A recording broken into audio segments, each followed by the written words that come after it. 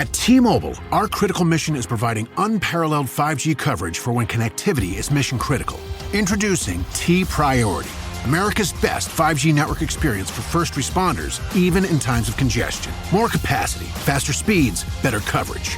T-Priority from T-Mobile, built for tomorrow's emergencies, ready today. Discover more at t-priority.com.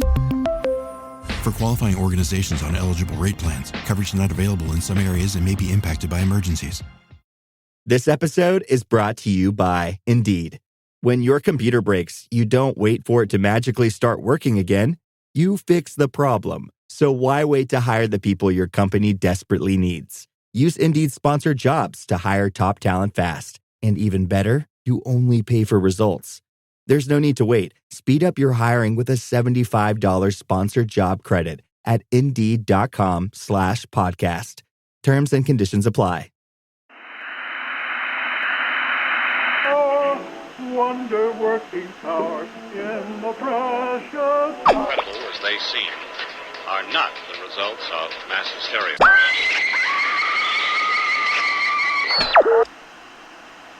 You may wish to adjust the dial. You are currently tuned into the wrong station.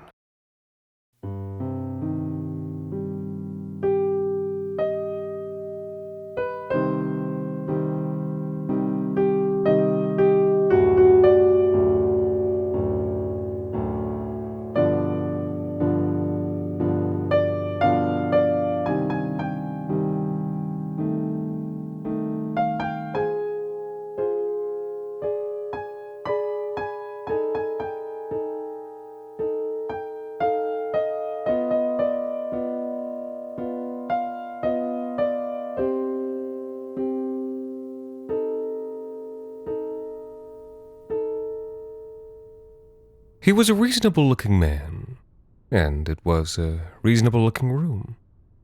He was white, maybe 5'11", but small enough in the shoulders and chest that he looked below average in height.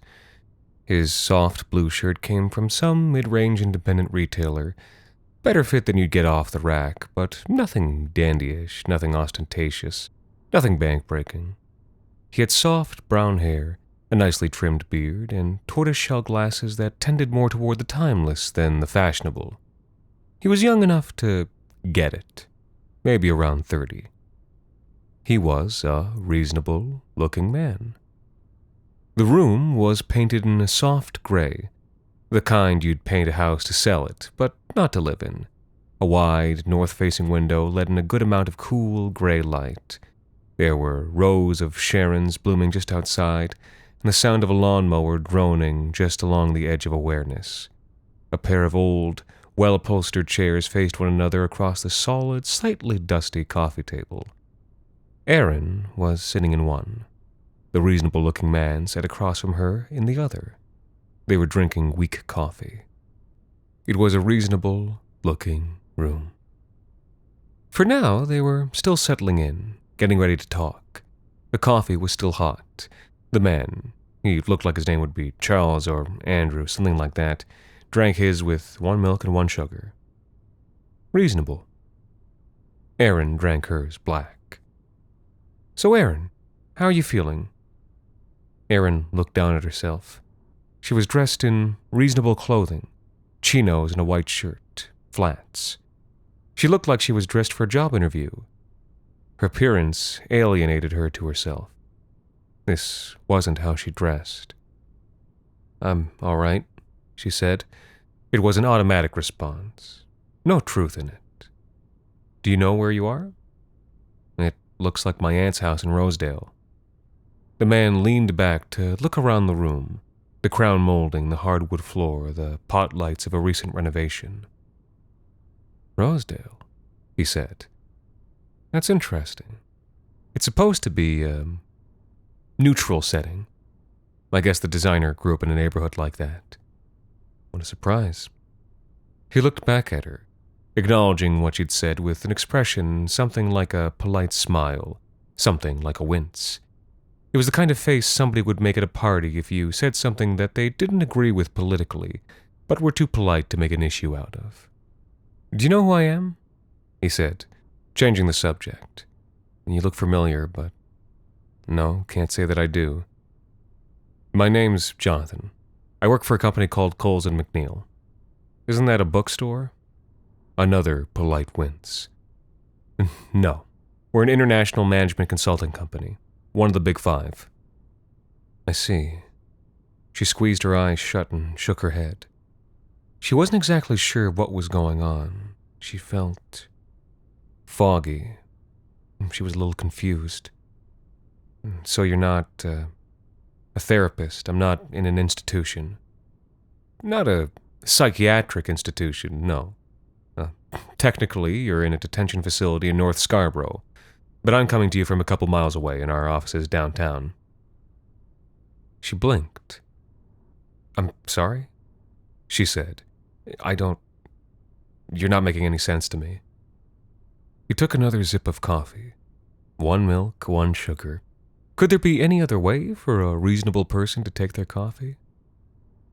It's normal to be a bit disoriented, he said. Just think of this as a kind of video chat. Cutting edge for now, but we'll all be doing this from our living rooms in a couple of years. Right now, your real body is unconscious back in Scarborough. So this is a dream. No, Aaron, this is real life. She shook her head again, trying to clear the fuzziness, the distance, the strange, soft focused brightness in her eyes. I'd like to wake up, please. How do I wake up? I don't like how this feels. It's normal to feel a bit off at first. It took me a couple days to get the hang of it. I want to wake up. Please help me. I'm sorry, he said. I can't let you wake up right now. It finally dawned on her that he, Jonathan, this reasonable-looking man, was the one doing this to her. The realization came with sudden horror, followed by curdling self-recrimination. She felt stupid. She felt like a mark. She opened her mouth to say something, but what could she say? She almost gagged on her own silence. He took the initiative from her, leaning forward in his seat. Aaron, could you tell me about your greatest fear? Excuse me? Your greatest fear.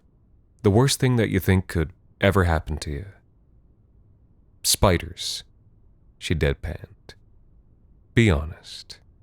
He was very earnest. Actually, he was quite handsome in a bland sort of way, like a more bookish version of the male lead of an early aughts rom-com.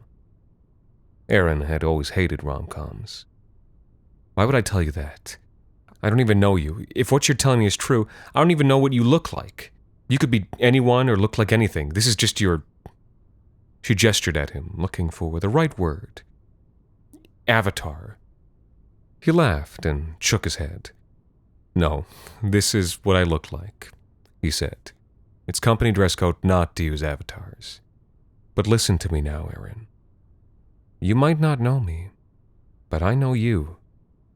He tapped the coffee table with 2 fingers. It made a comforting, real sound. A solid sound. I know exactly who you are, and exactly what makes you tick. She felt compelled to match his polite, even-handed way of talking. Well, Jonathan, she said, forgive me for being forthright, but you don't know fucking shit about me. Up until this moment, his demeanor had been perfectly professional, interested, engaged, but polite and professionally distant. Now, though, for the first time, she thought she saw something in his eyes, a kind of gleam. She realized this must be how he actually looked, that some series of cameras must be recording his expressions in real time, otherwise she would have never been able to see that microscopic lensing of his pupils. But it was there, she was sure of it. On some level, maybe one that he himself was not even aware of. This was a game to him. A hunt. A contest. For all his assumed garb of professionalism, he was enjoying this. You're wrong, Aaron, he said. His voice was unchanged despite that gleam in his eye. I know everything. Do you want me to tell you about your worst fear? Her heartbeat checked. He seemed so confident, but he couldn't really know. You thought about it when I asked you the question, he said. You couldn't help yourself. Nobody could. I asked, and the image popped right into your head. He was smiling gently, like a patient parent, but for that subtle raptor's gleam.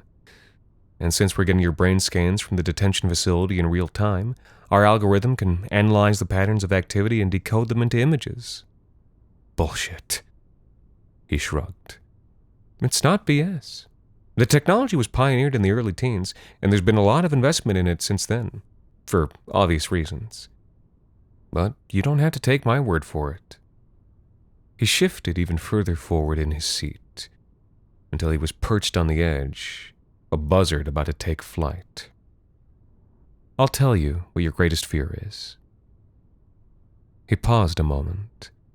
The stuffy silence of the building, the distant, endless drone of that lawnmower rushed in to fill the space before he spoke. It's the box, he said. She recoiled inside. She felt suddenly sick. It was true. He knew. She tried not to show anything on her face, but he could see inside her brain, and from the infinitesimal smile at the edges of his lips, she knew that some readout was telling him exactly how she felt. The box, he continued. It's a steel door about 32 inches high, painted white but flaking so you can see the rust underneath. It's located off a metal staircase in a concrete facility somewhere. Behind the door is a little cube of space, about 32 by 32 inches, just enough room for a person to fit into if they really squeezed. But once in there, with the door closed, they wouldn't be able to stretch their legs, unfold, lie down, stand up, or even take a really deep breath. Do I have all that right? There's a little 2 by 6 inch window of grimy tempered glass in the door, and a grate for food, water, and air so that once you're inside, they can keep you alive. There's a channel in the floor to carry off all your waste, and the runoff from when they come by every few days to hose you down through the grate. Aaron said nothing. Jonathan had only to glance to the side, to some screen that Aaron couldn't see, to confirm that, yes, he did indeed have it right, down to the smallest detail. That's your greatest fear, he said, that someone will put you in the box and lock it from the outside, that they'll forget about you in there for days and weeks at a time, and that eventually your body will mold to the shape of the box, so that one day when they finally do let you out, you'll be just sort of a cube, warped and grown in on yourself, like a tree that's grown around a fence post, that you'll never truly be able to leave the box, because in some important way you'll have become the box. Is that right? She said nothing. Aaron, he said gently, you don't have to deny it to me. I know what I'm saying is true. She licked lips that had gone dry. It's true. Why don't you tell me about it? Some small voice inside her wanted to scream at him, to shout, to jump over this coffee table and knock out his teeth. It would have been pointless. She cleared her throat. Today at T-Mobile, I'm joined by a special co-anchor. What up, everybody? It's your boy, Big Snoop Deal Double G. Snoop, where can people go to find great deals? Head to T-Mobile.com and get 4 iPhone 16s with Apple Intelligence on us, plus 4 lines for $25. That's quite a deal, Snoop. And when you switch to T-Mobile, you can save versus the other big guys' comparable plans plus streaming. Respect. When we up out of here. See how you can save on wireless and streaming versus the other big guys at T-Mobile.com/switch. Apple Intelligence requires iOS 18.1 or later. This episode is brought to you by Walmart. New beauty is in bloom at Walmart, and it's all about springtime radiance. From Drybar, Tula Skincare, and hundreds more available online, Walmart has the premium brands you want and this season's on-trend products for flawless, glossy hair and hydrated skin. Big name beauty brands? Check. The things you love? Check. Find trending spring beauty and all you need to look and feel gorgeous at Walmart, on app and online. There was a door like that in the apartment building where I grew up, in the stairwell, which we used just because the elevators didn't work. I didn't know what was behind it, but I imagined, and it's shown up in my dreams ever since. We were living there after my mom died. My aunt's bachelor apartment with her and me and my dad and grandpa, all living there in 300 square feet. One time my aunt joked that he and I would have to move into the apartment behind that little door. It was one of those jokes that people mean. I've had the nightmare ever since. Jonathan sat back in his chair, nodding with a small, slight frown, like a compassionate shrink. That's very interesting. Thank you for sharing. He paused again. The gleam had gone out of his eyes. He'd won. He'd gotten her to talk, and now the game was over. The pause lingered as he tried to figure out how to phrase what he was going to say next. In the end, he decided to state things plainly. We're going to put you in the box, Aaron. Silence. A creak of the house settling in the summer heat, a distant drone of lawnmowers paired with the whine of cicadas, the rumble of a far-off, idling landscaper's truck. What? There was no question in her mind that they could do it to her. They could do anything to her here. I'm afraid so. There was a genuine, compassionate remorse in his voice. No, please. I'm sorry, Aaron. It's not my choice. We've been contracted to rehabilitate people like you, and company policy says I have to follow the course of action our algorithm prescribes. It's not up to me. Yes, it is, she said. You're the one doing it. Sure. He seemed slightly irritated. But the policy exists to protect clients. Without the policy, punishments would be left to personal discretion. You can easily imagine how a system like that might be abused. Please, she begged. You can't put me in the box. Aaron. He leaned forward. You broke the law. We have to enforce rules like this or the system falls apart. I didn't hurt anyone. I'm sure you had good intentions. And I personally support moving to renewables, but the country is legally at war, Aaron, and oil facilities are crucial for national defense. It may seem like what you did was benign, but it put lives at risk. It's crazy, she said. It's crazy logic. No, it's irrefutable logic. This is the modern world, Aaron. Warfare is logistics, and much as I look forward to a time when the military is electric, we're not there yet. Until then, tanks, jets, and medevacs need fuel, and without it, soldiers die, surely as if you put a bullet in them yourself. Maybe what you did may not seem violent, Aaron, but it was. It was extremely dangerous, and it has to be dealt with extremely seriously. Wouldn't you agree? Then send me to prison, or... Answer me honestly, Aaron. Would prison change you? She said nothing. It would radicalize you further and teach you new skills. He shook his head. The state needs better options, and Coles and McNeil provides one. Please, she said again. Please don't put me in the box. He gave her a sad smile. The kind you'd give to a canvasser on a busy street before walking past. I'm sorry, Aaron. The only alternatives would be to lock you away indefinitely or to kill you. Neither option is in keeping with this government's humanitarian commitments. But it's wrong. Please, Jonathan, please, oh God, just kill me instead. Aaron. You know you have to go in the box, don't you? She wanted to cry, but this avatar they designed for her was denied the right to weep. She could make deep sobbing sounds in her chest, but no water came from her eyes. Jonathan stood. He gestured down to the far end of the room, opposite the window. There, through an open door, innocuous against the pale gray walls, she saw an industrial stairway against a backdrop of sweating cinder-block walls. And at the elbow of the staircase, just as she'd always imagined, always feared, was the box. Its chipped and flaking door hung open. A flat, damp darkness awaited her therein.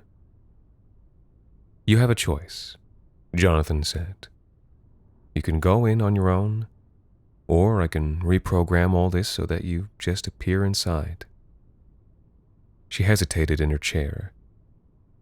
"Come on now, Aaron." He spoke gravely, as if speaking to a child. "It's time to go now. On some level, you know that's true." She looked up at him a final time to plead, but in his intelligent and somber eyes she saw endless pity, but not a single drop of mercy. She had no way out. She saw his gaze soften as his readouts told him that her brain had surrendered. She stood and wiped her cheeks, though no tears had yet come out. "It won't be all that bad," he said. "Even though it feels like years and years, that's only subjective time. Out there in the real world, you'll be back at work, back at the mall in only about 6 months. And that's comforting to know, isn't it?" It wasn't. Not at all. But she forced a smile and nodded. Even though he must have known it was a lie, he seemed satisfied with that response, and chivalrously allowed her to lead the way out the door and into the damp, chill stairwell. There, in front of the box, she lost her nerve. All it did was stand there, open, dark, and cold, but the sight of it made her pulse pound and her head grow light. She stopped, trembling, and felt a loose, cold feeling run through her guts, as if she was about to lose control of her bowels. I know. You don't want to go," came Jonathan's sad and humane voice.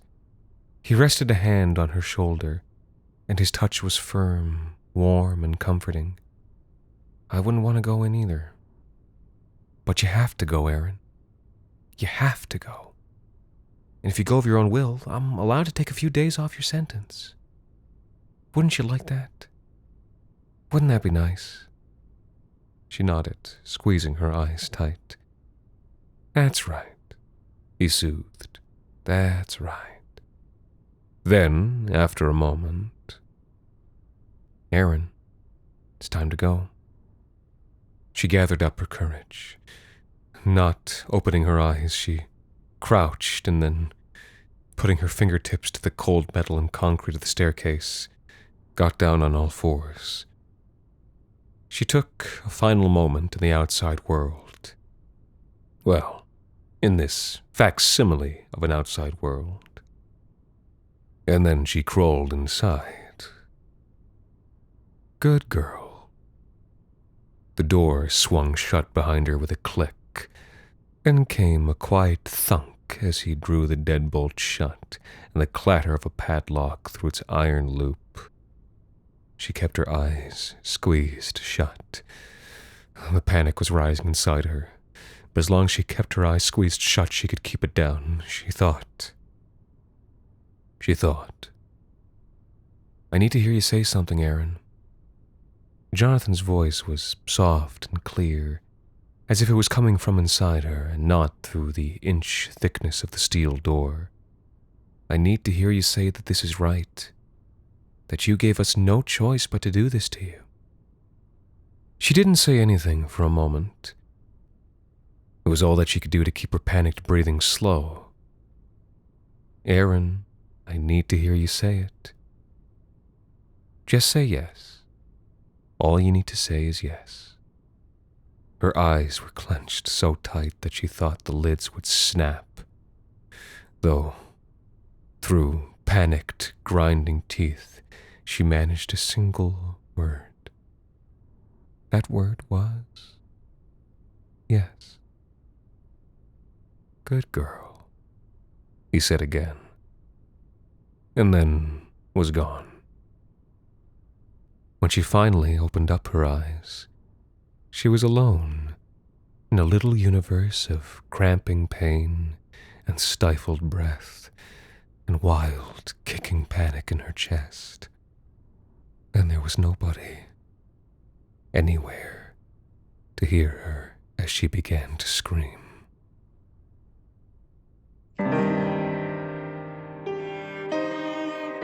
This week's episode, We Have No Choice But to Do This to You, was written by Alexander Saxton and performed by Anthony Botello.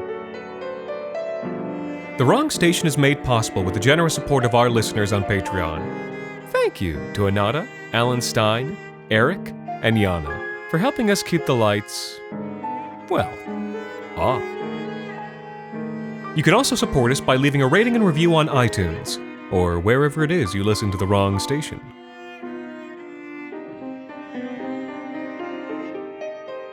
The Wrong Station is co-produced by Alexander Saxton, Anthony Botello, and Jacob Duarte Spiel, with music composed and performed on the piano by Ilan Citrin, and arranged for the viola and performed by Viola Schmid. You can follow The Wrong Station on Twitter, Facebook, and Instagram, and email us at thewrongstation@gmail.com. And until next time, thank you for listening.